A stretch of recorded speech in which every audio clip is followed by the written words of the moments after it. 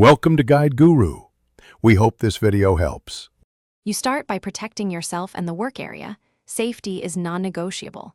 Once suited up, quickly check where the metal sits and mark its edges so you remove only what's required.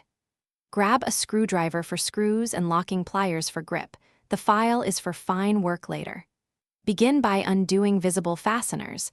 If nothing is obvious, pry gently at seams to reveal hidden rivets. Doing this first keeps damage minimal and gives you a clear path for the deeper cuts that follow. Once done with the initial access, focus on detaching the metal itself. You want steady, controlled force. If screws are present, back them out slowly and use penetrating oil for stubborn threads. For rivets, punch or drill their heads, then pull with pliers. If the plate is glued, use a small handheld grinder or oscillating tool to separate it.